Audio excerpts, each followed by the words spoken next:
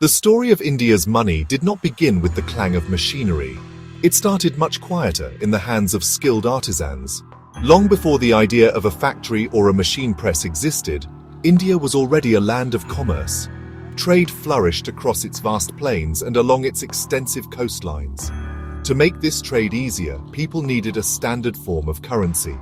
The first Indian coins were not perfectly round. They were not identical. They were simple, irregular pieces of silver. These are known today as punch-marked coins. They represent the very beginning of a long and fascinating journey of currency. A journey that started with nothing more than a piece of metal and a simple hand tool. These early coins, dating back to the 6th century BCE, were a testament to human ingenuity in an age before mechanization. The process was basic but effective. A silversmith would take a bar of silver and cut it into small, uneven pieces. Each piece was then weighed carefully to ensure it met a specific standard. This was crucial for the coin to have a trusted value in the marketplace. Once the weight was correct, the metal blank was ready. The final step was to give it an official mark of authority. This was done not with a complex die, but with a series of small individual punches. Each punch had a unique symbol, perhaps a geometric shape, an animal or a plant. The symbols stamped onto these silver pieces were the guarantee of their worth. They were the mark of the Mahajanapadas, the great kingdoms of ancient India. Each kingdom had its own set of symbols. This system allowed people to identify where the coin came from and to trust its silver content. There was no single unified design. Instead, a single coin could have 5 or more different marks punched onto its surface at different angles. This method was entirely manual. It required a steady hand, a good eye, and a strong arm. The result was a currency that was functional if not uniform, and it served the thriving economies of ancient India for centuries. The absence of machines meant that every single coin was unique. No two punch-marked coins were exactly alike. The shape was haphazard, the placement of the symbols was random, and the strike's depth varied. This was the nature of handmade currency. It was a world away from the automated mints of today, where thousands of identical coins are produced every minute. Yet, these simple handcrafted pieces of silver were revolutionary for their time. They were a sophisticated financial tool that allowed for the expansion of trade, the collection of taxes, and the payment of soldiers. They laid the foundation for the complex monetary systems that would follow, all without a single gear, lever, or engine. As empires rose and fell, the methods of making coins in India slowly evolved. The simple punch-marked system gave way to a more refined technique. This new method created coins with more detailed and recognizable designs. It was the age of the hammer and die. This technology, while still entirely manual, was a significant leap forward. It allowed for a full design, often with a portrait of the ruler on one side and symbols or text on the other, to be struck onto a coin with a single powerful blow. This method would dominate Indian minting for nearly 2,000 years, used by the Indo-Greeks, the Kushans, the Guptas, and countless other dynasties. It was a durable and adaptable system for a subcontinent of diverse kingdoms. The process began with the creation of the dies. These were the heart of the minting operation. A master engraver would painstakingly carve a design, in reverse, into the hardened end of a metal rod, usually bronze or iron. This was the obverse die, often called the anvil die. It was typically larger and was fixed into a heavy block of wood or stone to hold it steady. A second, smaller die, the reverse or punch die, was carved on the end of another metal rod. This die was held by hand. The skill of the engraver was paramount. The artistry and detail of the final coin depended entirely on the quality of their intricate work, creating miniature masterpieces in metal. With the dies ready, the minting could begin. A metal blank, a round piece of gold, silver or copper called a flan, was heated to make it soft and malleable. The hot flan was then placed carefully on top of the fixed anvil die. The mint worker, known as a moneyer, would then position the handheld punch die squarely on top of the flan.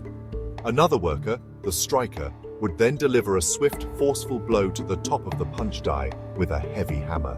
The immense pressure of this single strike would impress the designs from both the upper and lower dies onto the soft metal of the coin, creating the finished product in an instant.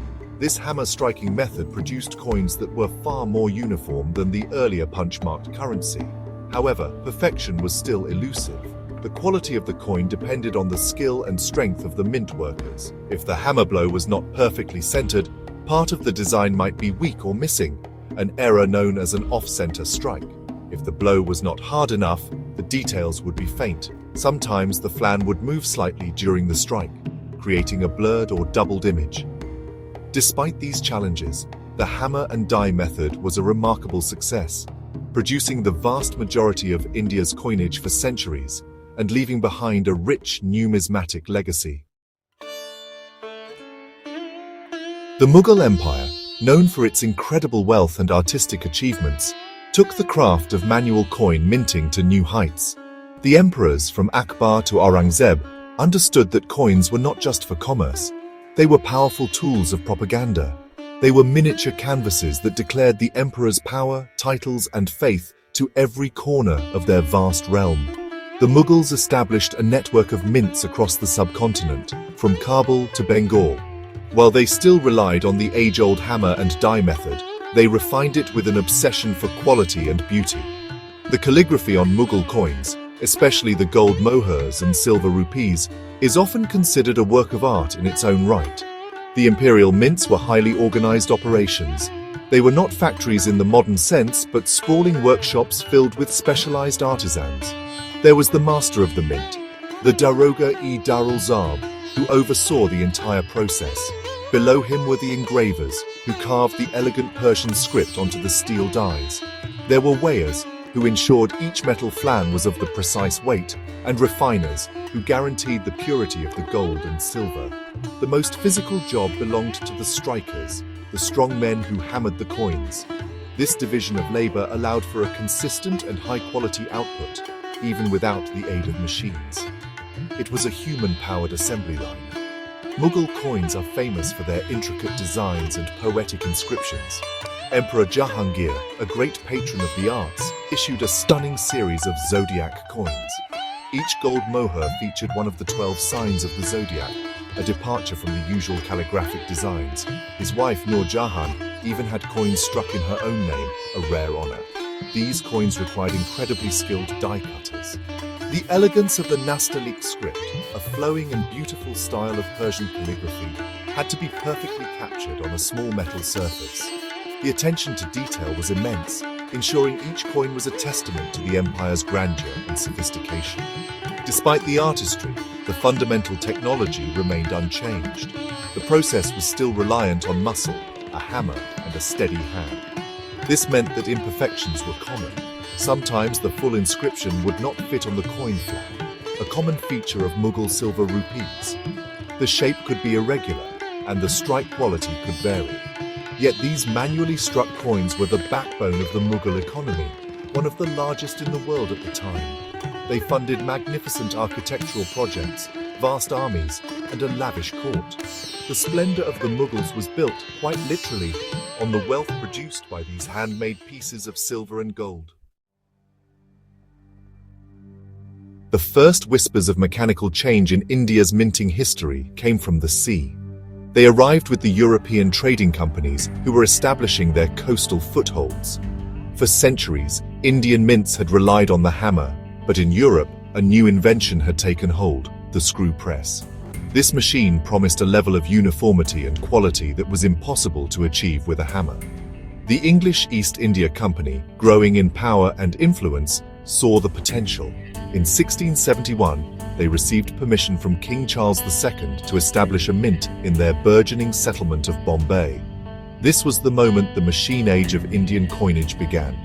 The screw press was a revolutionary piece of technology for its time. It was a large, imposing machine, usually made of iron and wood.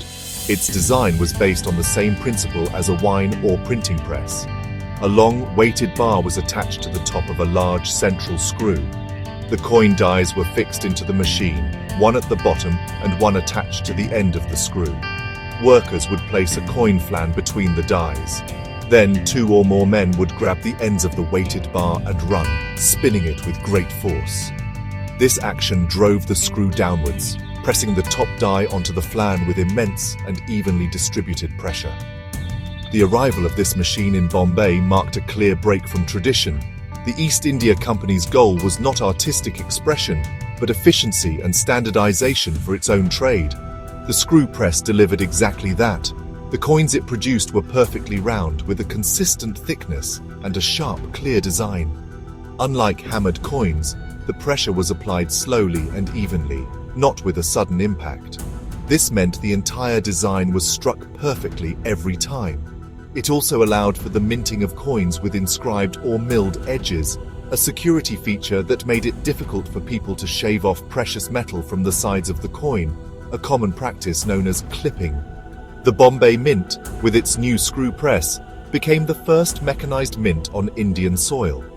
The coins it produced, known as anglinas, were a stark contrast to the handmade rupees of the surrounding Mughal and Maratha territories. They were symbols of a new kind of power, an industrial, organized, and technologically advanced power. While the hammer continued to be used in indigenous mints across India for another 150 years, the seed of mechanization had been planted. The quiet, forceful turn of the screw in Bombay was the beginning of the end for the ancient craft of hammer-struck coinage in India. It was the dawn of a new industrial era. The next great leap in minting technology was powered by steam. By the early 19th century, the British had consolidated their power across much of India. The East India Company's territories had grown vast, and, well, they needed a single unified currency to administer their empire effectively. The old screw presses, while definitely an improvement on the hammer, were still slow and labor-intensive. The Industrial Revolution in Britain had provided the answer: the steam-powered coining press. This invention, perfected by Matthew Boulton and James Watt, would transform India's mints into industrial factories capable of mass production on an unimaginable scale. In 1824, the British began constructing a new massive mint in Calcutta. This was to be a showcase of modern industrial might. They imported a complete set of machinery from England, including powerful steam engines and 8 state-of-the-art coining presses from Bolton's Soho Mint. When the Calcutta Mint opened in 1829, it was a marvel of the age. The clang of the hammer was replaced by the hiss of steam and the rhythmic, thunderous stamping of the automated presses. A single steam press could strike coins many times faster than the old screw press, and it required far fewer men to operate. It was the beginning of true mass-produced currency in India. The steam press worked on a principle of levers and toggles. The steam engine turned a large flywheel, which created a continuous source of power. This power was used to drive a toggle joint, a clever mechanism that converted the rotating motion into a powerful vertical stamping action. The machine could automatically feed blank coins into position, strike them with immense force, and then eject the finished coin. This process was swift, precise, and honestly, relentless. The Calcutta Mint, and later the new Bombay Mint, which also adopted steam power, could now produce millions of identical coins, each one a perfect copy of the last. This technological shift had a profound impact. It allowed the British to replace the hundreds of different local coinages with a single imperial currency featuring the portrait of the British monarch. This standardized currency unified the economy of British India and made trade and taxation simpler and more efficient. The industrial precision of the new coins also made them much harder to counterfeit, increasing public confidence in the money supply. The age of steam power completely reshaped the landscape of Indian numismatics, ending the era of diverse, manually produced regional coins and ushering in an age of imperial, industrial uniformity. When India gained its independence in 1947, the country inherited the British-built minting infrastructure. The mints in Calcutta, Bombay, and Lahore, which ended up going to Pakistan, were powerful industrial facilities. However, the task ahead was just immense. A new national currency was needed, one that truly reflected the sovereignty of the new republic. The portrait of the British monarch had to be replaced with a symbol that represented India's identity. The chosen emblem was the Ashoka lion capital, a powerful symbol of India's ancient past and its commitment to peace and righteousness. This became the defining feature of the new coinage of the Republic of India. The initial machinery was the same steam and electric presses left by the British.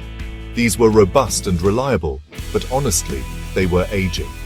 As India's economy and population grew, the demand for coins skyrocketed. The existing mints struggled to keep up. This led to a period of modernization and expansion. India began to import newer, more advanced coining presses from countries like Germany and Switzerland. These modern presses were faster, more precise, and more automated than their predecessors. They incorporated advanced features like hydraulic pressure systems and electronic controls, which allowed for even greater speed and consistency in production. A key innovation adopted by Indian mints in the post-independence era was the use of new metals and alloys. As the price of silver and copper rose, minting coins from these metals became uneconomical. India shifted to using cheaper and more durable materials like cupro-nickel, aluminium bronze, and eventually ferritic stainless steel. These new materials required different striking pressures and die materials. The new generation of high-speed automatic presses was perfectly suited for this challenge. They could handle the tougher modern alloys with ease, striking millions of coins a day to meet the ever-growing needs of the nation's commerce. The journey of the mints really mirrored the journey of the nation. From adapting the old colonial infrastructure, India moved towards self-reliance and technological advancement. The government invested in upgrading the facilities and training the workforce. New mints were planned and built to increase the country's production capacity. The goal was to ensure that every citizen, from the bustling cities to the most remote villages, had access to the coins needed for their daily transactions. The mints became a crucial part of the engine driving India's economic development, producing the small change that keeps the wheels of a trillion-dollar economy turning. Today, the responsibility for minting India's coins rests with 4 modern, high-tech facilities. These are the 4 pillars of the nation's currency production. They're strategically located across the country to ensure efficient distribution of coins to all regions. The 2 oldest mints in Mumbai, formerly Bombay, and Kolkata, formerly Calcutta, are the historic institutions inherited from the British era. They have been continuously upgraded over the decades. To meet rising demand, 2 new mints were established after independence. One was set up in Hyderabad in 1903 by the Nizam and taken over by the Government of India in 1950. The newest mint was established in Noida, near Delhi, in 1988. Each of these 4 mints is a state-of-the-art factory, equipped with the latest in minting technology. The workhorses of these facilities are high-speed mechanical and hydraulic presses, primarily imported from leading global manufacturers like Schuler and Grabner in Germany. These machines are fully automated marvels of engineering. They can strike coins at incredible speeds, with some presses capable of producing up to 850 coins per minute. This means a single machine can mint over 500,000 coins in a single 8-hour shift. This capacity is essential to meet the daily demand for new currency in a country of over 1.4 billion people. The process within these mints is highly controlled and secure. It begins with the arrival of large coils of metal strips made of stainless steel or cupro-nickel. These coils are fed into a blanking press, which punches out round discs, the blank coins or flans. These blanks are then softened by heating in an annealing furnace, after which they are washed and polished. Finally, they are fed into the stamping presses. The dies, engraved with the coin's design, strike the blanks with hundreds of tons of force, simultaneously creating the image on both sides and forming the raised rim. The finished coins are then automatically counted, bagged, and prepared for dispatch to the Reserve Bank of India. Beyond just producing coins for circulation, these mints also have other important functions. They are responsible for producing commemorative coins to mark significant national events or honor important personalities. They also manufacture medals and awards for the military, police, and government, such as the Bharat Ratna and Padma Awards. The Mumbai, Kolkata, and Hyderabad mints also operate gold and silver refineries, assaying and guaranteeing the purity of precious metals. These 4 modern mints are the silent, powerful engines that supply the entire nation with the tangible physical currency that is essential for everyday economic life. The evolution of minting did not stop with the high-speed press. The most recent revolution has taken place in the very first step of the process, the creation of the dies. For centuries, this was the work of a master engraver, a skilled artist who would spend weeks painstakingly carving a design into steel by hand. Today, this delicate manual craft has been transformed by digital technology. The modern coin design process begins not with a chisel and hammer, but with a computer screen, a design tablet, and sophisticated software. This has brought a new level of precision and complexity to the art of coin design, allowing for details that were once impossible. The journey from a concept to a coin now starts with a digital artist using computer-aided design or CAD software. The artist creates a 3-dimensional model of the coin on the computer. This digital model can be rotated, magnified, and tweaked with incredible precision. Every minute detail, from the hairs on the Ashoka lions to the texture of the background, can be perfected digitally. This process is not only faster than manual sculpting, but it also allows for perfect symmetry and flawless geometry. Once the digital design is approved, it is ready to be transferred from the virtual world to the physical world of steel. This transfer is accomplished using a computer-controlled laser engraving machine. The digital 3-dimensional model is fed into the machine, which then uses a powerful, high-precision laser to etch the design directly onto the face of a steel master die. The laser vaporizes microscopic layers of the metal, replicating the digital design with pinpoint accuracy. This technology can create features far finer than any human hand could carve. It allows for advanced security features, such as microtext and latent images, to be embedded directly into the coin's design, making them extremely difficult to counterfeit. This digital die-making process is a critical element of modern currency security. From the laser-engraved master die, a series of working dies are then produced through a mechanical process. These are the dies that will be installed into the high-speed stamping presses. The combination of digital design, laser engraving, and automated pressing represents the pinnacle of modern minting technology. It is a system that blends artistic creativity with industrial precision. The journey that began with a simple punch on a piece of silver has now reached an age where lasers and computers shape the money in our pockets, ensuring that India's currency is not only functional, but also secure and artistically refined for the 21st century. The long history of coin minting in India is a story of remarkable technological evolution. It's a journey that spans over 2.5 millennia, moving from the simple hands of an artisan to the complex robotics of a modern factory. The timeline begins around the 6th century BCE with the first punch-marked coins. These were not machine-made, but crafted by hand, marking the dawn of currency on the subcontinent. This foundational method, based on weight and authority marks, served the ancient Indian kingdoms for centuries, facilitating a vibrant economy long before the arrival of any mechanization. It was a system born of pure human ingenuity. For nearly 2,000 years, from around 200 BCE onwards, the hammer and die method was the dominant technology. Introduced by the Indo-Greeks and perfected by countless Indian dynasties, including the Mughals, this manual technique was a significant step forward. It allowed for detailed artistic expression, creating coins that were instruments of both commerce and state propaganda. The rhythmic clang of the moneyer's hammer was the sound of the Indian economy for ages. Every coin was a direct product of human strength and skill, a miniature testament to the era in which it was struck, with all its inherent beauty and imperfections. The first machine, the screw press, shattered this long tradition in the late 17th century. Its introduction by the East India Company at the Bombay Mint in the 1670s was a pivotal moment. It marked the beginning of the mechanization of minting in India. Though slow and man-powered, the screw press produced coins with a uniformity and quality that the hammer could never match. This was followed by a far greater disruption in the 1820s with the arrival of the steam-powered press from Britain. The new mints in Calcutta and Bombay became industrial behemoths, capable of mass-producing millions of identical coins, paving the way for a unified imperial currency.